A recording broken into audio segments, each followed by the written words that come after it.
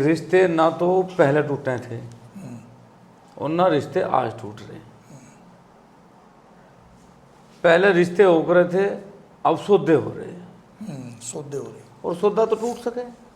बहुत से लोग देश की चर्चा करें, देश सुरक्षित रहना चाहिए साहब। अरे देश क्या सुरक्षित रहेगा जब हमारे बच्चे ही सुरक्षित नहीं होंगे, हमारी फसल सुरक्षित नहीं होगी, हमारी नस्ल सुरक्षित नहीं होगी, तो फिर देश तो अपना आप ही गड्ढे में चला जाएगा। नमस्कार, मैं उग्र सिंह चौहान और सरपंच साहब यशपाल सिंह साथ में हैं। जाने माने नाम जो बड़े समाज के शुभ चिंतकों में किसान नेता, जिनकी हर क्षेत्र में अपनी एक पकड़ है, किसी प्रतिभा वो प्रतिभा जो किसी परिचय की मोहताज नहीं, ठाकुर पूरण सिंह जी। आज उनके पास बैठकर एक बड़े गहन विषय पर विचार करने को मन कर रहा है और मैं अध्यक्ष जी से पूछना चाहता हूं कि आज जो समाज एक विकृति के दौर से होकर गुजर रहा है, आप किसी को भी देख लो, कहीं भी वो पुराने वाली कोई भी बात नहीं रही। शादियां हो हैं और होने से पहले टूटने के कगार पर चली जा। बच्चे आज ऐसे हो रहे हैं कि कोई उनकी शादी करवाने के लिए भी, जैसे पहले एक वो आ जाया करते थे ना बिचौलिए, शादी करवाने के लिए अब कोई बिचौलिया नहीं आता। बच्चे परेशान हैं कोर्टों के चक्कर काटते काटते। ऐसा क्यों हो रहा है सरपंच साहब, वो अध्यक्ष जी, मैं इसके बारे में आपसे जानना चाहूँ। देखो, मैं बहुत स्पष्ट आपको बात बताऊं जी कि रिश्ते ना तो पहले टूटे थे और ना रिश्ते आज टूट रहे। पहले रिश्ते हो रहे थे, अब सौदे हो रहे हैं। सौदे हो रहे। और सौदा तो टूट सके। रिश्ता कभी नहीं टूट सकता जी, चाहे कोई कितना भी प्रयास करे, रिश्ता कभी नहीं टूट सकता। लेकिन अब सौदे हो रहे, और सौदा जरूरी नहीं है कि वो रहे, सौदा टूट भी जा, तो जो भी टूट रहा वो सौदा टूट रहा, रिश्ता कोई नहीं टूट रहा। बहुत बड़ी बात है, बहुत बड़ी बात है। और यदि इस पे पाबंदियां नहीं लगाई गई, और उसका सबसे बड़ा जो दोष है वो दिखावा, दिखावा, ये दिया, ये नहीं दिया, ये लाई। मैं ये कह रहा कि लड़के से ज्यादा संपत्ति तो लड़की को, उसका अधिकार है। लेकिन आप ये मांग कर लें, तय करके लें कि लड़की इतने फुट इतने इंच की होनी चाहिए, लड़की को, मेरे लड़के को हवाई जहाज चाहिए, फला गाड़ी चाहिए, ऐसा मुझे कंबल चाहिए, इस प्रकार का मुझे बेड चाहिए। आप भैंस थोड़ी लेने जा रहे हैं कि मुझे मुर्रा नस्ल की चाहिए या मुझे देसी नस्ल की चाहिए। तो जब आप सौदा कर रहे तो सौदा तो टूट सके ना। बिल्कुल टूट सकता है। तो ये मैं कह रहा कि रिश्ता ना कभी पहले टूटे था और ना रिश्ता आज टूट रहा। अगर कुछ टूट रहा तो सौदा टूट रहा। और इस पर समाज को गहन चिंता की आवश्यकता है कि दहेज के नाम पे जो दिखावा हो रहा, उस दिखावे को बंद करें। लड़की को देवें, कोई दिक्कत नहीं है, लड़कों से ज्यादा दो, लेकिन उसका दिखावा ना करो, उसका सौदा ना करो। क्योंकि जब सौदा हुए तो फिर वो बहुत दिक्कतों से जीवन यापन करने की परिस्थिति में हुए, क्योंकि वो कहीं ना कहीं उसके बाप को, उसके परिवार को भी तोड़ के जा, और फिर उस लड़की को भी कहीं ना कहीं दंश के रूप में वो हमेशा बचता रहे, उसे झेलना पड़ेगा। तो इस पर समाज को चिंतन करना चाहिए, मनन करना चाहिए कि दहेज जैसा जो दानव है, उसका नाम दहेज ना हो, अधिकार हो। दहेज ना हो उसका नाम, उसका नाम अधिकार हो। ये मेरी बच्ची का अधिकार है, इसे मैं दूंगा, मांगने की जरूरत ही नहीं है। लेकिन जब तक ये मांगा जाएगा, जब तक रिश्ते टूटेंगे, सौदे टूटेंगे, रिश्ता कभी नहीं टूटता। तो एक बात और भी देखने में आ रही है ना, जहाँ कहीं जैसा रिश्ते हो गए, शादी होगी, जहाँ कहीं नहीं भी मांग तांग हुई, वहाँ भी तो ऐसी पोजीशन आ रही है। बहुत सारी ऐसी जो कोर्टों में, कचहरियों के रोज चक्कर काटते फिर रहे हैं, तो ऐसी तो वहाँ भी हो रही जहाँ मांग तांग नहीं हुई। तो इसमें क्या कमी है? देखो, दो तीन चीजों पे चिंता करने की जरूरत है फिलहाल वर्तमान में समाज को। और मैं खुले तौर पे ये बात कहूँगा, चाहे इसमें मेरा कुछ लोगों को ये बुरी भी लगे, नहीं, सच में तो जहर हुई है। देखो, पहले तो हमें ये विचार करना पड़ेगा कि हमारे बच्चे पढ़ रहे, और जहाँ पढ़ रहे वहाँ पढ़ रहे या नहीं पढ़ रहे, कैसी शिक्षा है, कैसी शिक्षा है। हमारा एक रिश्ता है, और वो रिश्ता हमारा इतना गहराई का है कि बहन भाई का रिश्ता है, चाचा ताऊ का रिश्ता है, और रिश्तों में बंधा हुआ ये भारत, रिश्तों में बंधा हुआ ये भारत रिश्तों की कदर करना जाने। लेकिन आज हमारे रिश्ते वहां नहीं रहे, हमारे रिश्ते कहाँ हो गए? कॉलेज में हो गए। हमारे रिश्ते कहाँ हो गए? कॉलेज। हमारे रिश्ते हो गए स्कूल में। और किसके साथ हो गए? हमारे रिश्ते हो गए कि हमारी लड़की या हमारे लड़के का जो दोस्त है, जिसे हम फ्रेंडशिप कहें, सहपाठी कहें जिसे, वो व्यक्ति घर में आके क्या कहे कि ये मेरी लड़की का फ्रेंड है, मेरी लड़की का दोस्त है, इसके साथ नहीं, फ्रेंड है, ये फ्रेंड है, इसके साथ ये ट्यूशन में जागा, ये मेरी लड़की का दोस्त है, ये इसके साथ पढ़ती है। जब माँ बाप ने स्वीकार कर लिया कि ये फ्रेंड है, तो फिर फ्रॉड होगा, फिर तो होना ही वही है।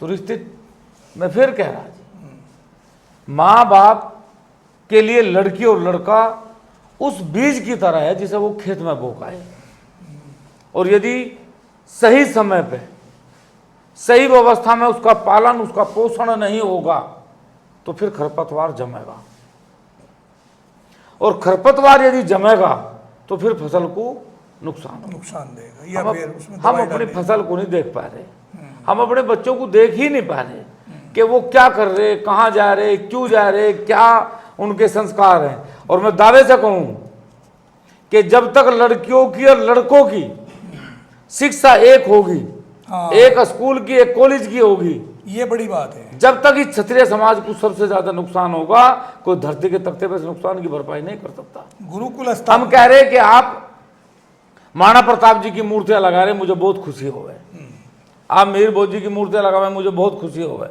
आप राजपूत धर्मशाला बना हुआ है, मुझे बहुत खुशी हो गए। लेकिन इससे भी 100 गुना ज्यादा मुझे खुशी उस दिन होगी जिस दिन ये राजपूत समाज अपनी लड़की और अपने लड़कों के लिए अलग अलग विद्यालयों के निर्माण करेगा, गुरुकुल बनावेगा। ये लड़कों का गुरुकुल है, ये हमारी लड़कियों का गुरुकुल है। और जब तक ये नहीं इस पद्धति पर आवेगा, जब तक ये संस्कार कुसंस्कारों में परिवर्तन होगा। क्योंकि पहले राजा राजा के साथ शादी करता था, अब डॉक्टर डॉक्टरनी के साथ शादी करे, वो उसकी जाति नहीं देख रहा, वो लेवल देख रहा है उसका कि मैं डॉक्टर हूं तो मुझे डॉक्टरनी से शादी करनी, और डॉक्टरनी बिरादरी की है नहीं तो वो दूसरी बिरादरी में शादी कर रहा है। और इसलिए कहीं ना कहीं रिश्तों में बहुत दूरियां पैदा होगी। तो हमारा समाज से एक आग्रह है, निवेदन है, प्रार्थना है कि ये हमारी जो नस्लें हैं, यदि इन पे चिंतन नहीं होगा, इन पे मनन नहीं होगा, इनके विकारों पे बैठ कर हम लोग परिवर्तन की चर्चा नहीं करेंगे, तो आने वाला समय हमारे लिए बहुत खतरनाक है। क्योंकि बहुत से लोग देश की चर्चा करें, देश सुरक्षित रहना चाहिए साहब। अरे देश क्या सुरक्षित रहेगा जब हमारे बच्चे ही सुरक्षित नहीं होंगे, हमारी फसल सुरक्षित नहीं होगी, हमारी नस्ल सुरक्षित नहीं होगी, तो फिर देश तो अपना आप ही गड्ढे में चला जाएगा। जिस देश की एक कल्चर हुआ करती थी, एक संस्कृति होती, एक सभ्यता होती, आज उस कल्चर को, उस संस्कृति को खत्म कर दिया। और जिस देश की, जिस परिवार की, जिस घर की, जिस गांव की संस्कृति नष्ट हो जाएगी, वो अपना आप ही गुलाम हो जा। उसे गुलाम करने के लिए बाहर से बुलाने की किसी को आवश्यकता नहीं है। इस सब में सरपंच साहब किसका योगदान है इसमें, कि माँ बाप का, या बच्चों का, या गुरु का, या समाज का, किसका योगदान है इस सारी घटनाओं में? जो सारी घटना में सभी का योगदान है।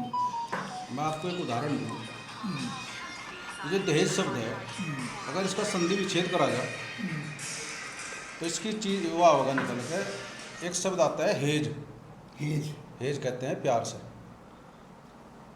जो प्यार से दिया गया उसे दहेज कहा। हाँ, तो इसका घना हेजला है क्या, जैसे एक शब्द ज़्यादा हेज मारा गया, तो जो प्यार से दिया जाता वो दहेज था। आज तो उत्पीड़न हो रहा, अत्याचार हो रहा। इसकी संधि लड़की का माँ बाप होना बहुत बड़ा गुनाह होगा आज की तारीख में। और मैं एक छोटा सा उदाहरण दूँ आपको।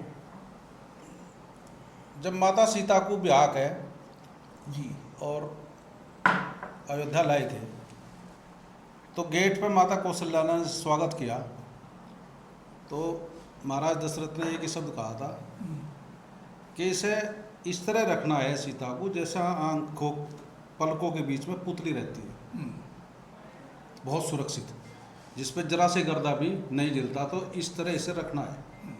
यानी वो उस माँ बाप को छोड़ कर जिसके यहाँ जन्म लिया था, इसे वो कभी महसूस ना दे कि भाई तू दूसरे घर में आ गई। उससे भी ज़्यादा प्यार अगर मतलब लड़की के माँ बाप से ज़्यादा अगर बहू को दिया जा तो घर नहीं भी सटने के। एक दूसरा कारण है, देखो माता सीता को वनवास हो गया था, वो एक राजघराने की लड़की थी, राजघराने में ब्याही थी, वो अपना समय वहाँ पे बिता सकती थी जनकपुरी में जाकर। हाँ, लेकिन बिताया नहीं। और राजा जनक उनको मिलने के लिए वहाँ पर आए भी थे वन में, गई। उन्होंने एक बार ये नहीं कहा कि तुम्हें वहाँ चलना है, मेरी साथ चलो, मेरे साथ चल। उसे उन्हें पता था कि लड़की की ससुराल ही उसका स्वर्ग है, वो वहीं के दुख सुख में रहेगी, वहीं के दुख सुख में उसे रहना होगा। जैसे हालात में उसका ससुराल है वैसे हालात में उसे रहना होगा। आज की तारीख में क्या है कि अगर कहीं लड़की को जरा सा 19-21 हो जा, अगर कोई बुखार सुखार भी हो गया तो उसके घर के कहेंगे हम दिखा लेंगे अपने घर। भाई जहाँ भी आई वहाँ डॉक्टर नहीं है, क्या उनका अधिकार नहीं, क्या उस घर के मेंबर नहीं है वो? तो ये जो दोनों तरफी लोगों के मनों में विकार आ रहा है, तो वो चीज़ भी घर परिवारों को तोड़ने में एक बहुत बड़ा योगदान है।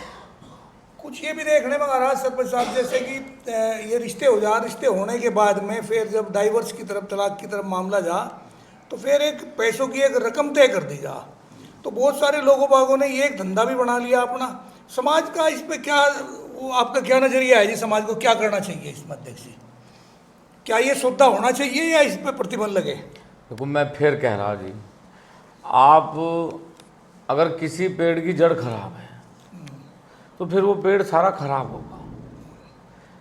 हम कह रहे कि यदि हमारे संस्कार नष्ट हो गए तो फिर चाहे सौदा कर लो, फिर चाहे बेच लो, फिर चाहे कीमत लगा के बात करो। अगर संस्कारवान व्यक्ति है, संस्कारवान संतान है, तो फिर ये सब चीज़ों की नौबत ही नहीं आने की। न इन पर पाबंदी लगाने की ज़रूरत है, न इन्हें शुरू करने की ज़रूरत है। इससे भी कई कई गुना ज़्यादा राजा महाराजा अपनी लड़कियों को अधिकार देकर भेजते थे। पहले तो रानियों के साथ बांधी जाया करती थी, और आज परिस्थिति ये होगी कि यदि एक लड़का और एक लड़की दोनों नौकरी पे हैं और वो दूर नौकरी करने जा रहे कहीं, तो वो अपने माँ बाप को ये भी नहीं पूछते कि तुम्हें भी किसी चीज़ की आवश्यकता है क्या। जिस माँ बाप ने पाल के परवश करके इतना बड़ा कर दिया, आज उसके बारे में लेस मात्र चिंता ना करना। वो वृद्धाश्रम की तरफ ही जा रहे बेचारे।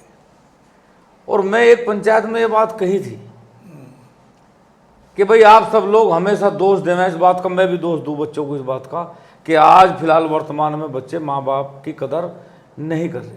फिर मैं गहराई में गया तो मैंने विचार करा कि बच्चा 3 साल का हुआ तो आपने उसे प्ले स्कूल में भेज दिया, बच्चा 5 साल का हुआ तो आपने उसे एडमिशन दिलवा दिया, 6 साल का हुआ उसके कंधे पर बैग दे दिया, वो भी 15-20 किलो होगा। वो आया स्कूल से आपने उसे ट्यूशन भेज दिया, ट्यूशन में से आया अपना आपने उसे होमवर्क के नाम पे किताबें पकड़ा दी। फिर वो बड़ा हुआ 10वीं में गया तो आपने उसे पढ़ने के लिए भेज दिया बाहर, फिर वो डिग्री हासिल करने के लिए चला गया दिल्ली। उसे आपने कभी अपने पास रखा ही नहीं, अपनापन दिखाया ही नहीं, कभी अपने पास ही नहीं रखा। आपने उसे कहा तुझे नौकर बनना है, तुझे नौकर बनना है, तुझे नौकर बनना है। वो नौकर बन गया तो नौकर तो फिर उसका है ना जिसका नौकर है।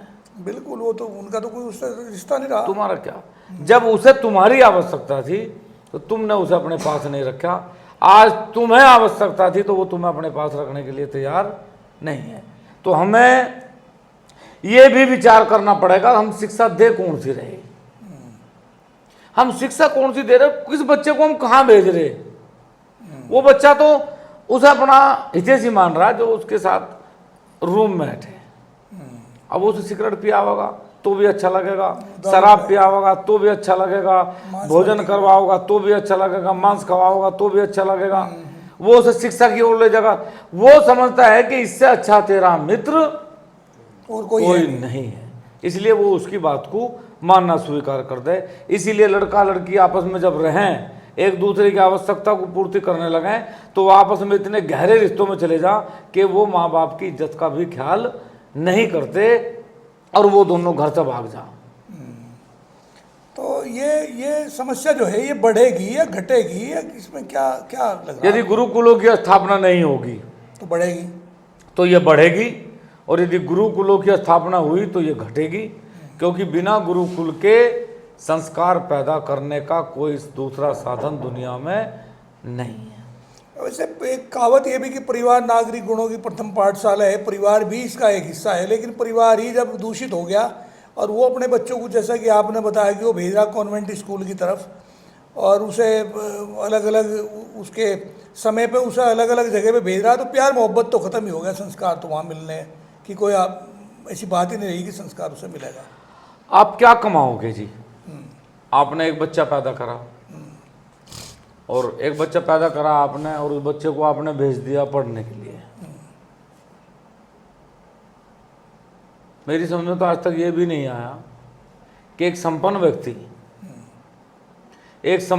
व्यक्ति जिसके पास 10 लोगों को परवरिश करने का साधन है, वो एक बच्चा पैदा कर रहा, और जिसके पास एक भी बच्चे को परवरिश करने की क्षमता नहीं है, वो 20 बच्चे वो कहीं कर रहा।